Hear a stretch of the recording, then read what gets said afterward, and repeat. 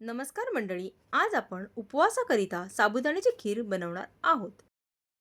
त्यासाठी आपण 1 वाटी साबुदाणे घेतलेले आहेत। आपण हे न भिजवता घेतलेले आहेत।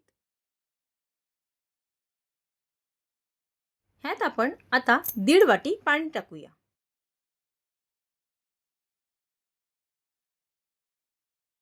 आता आपण ह्यात 1 वाटी दूध टाकूया। आता आपण ह्यात अर्धी वाटी साखर टाकूया। 1 चमचा वेलची पूड टाकूया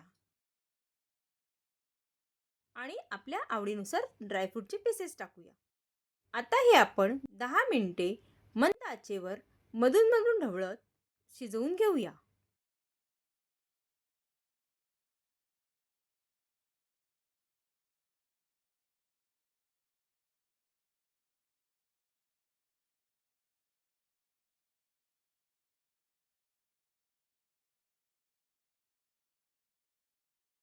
ही बघा, आता ही आपण मध्ये ढवळून शिजवून घेतलेली आहे आणि आता ही खीर आपली शिजलेली आहे।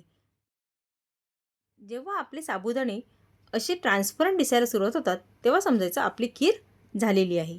आता ही आपण एका सर्विंग बाउलमध्ये काढून घेऊया। ही आपली साबुदाण्याची खीर आपण सर्विंग बाउलमध्ये काढून घेतली आहे। ही उपवासाची रेसिपी तुम्हाला जर आवडली असेल तर व्हिडिओला लाईक, शेअर आणि अशाच पारंपरिक रेसिपी पाहण्यात राहण्यासाठी वैशू लाईफस्टाईल वसई या आपल्या यूट्यूब चॅनलला सबस्क्राईब करा। Thank you.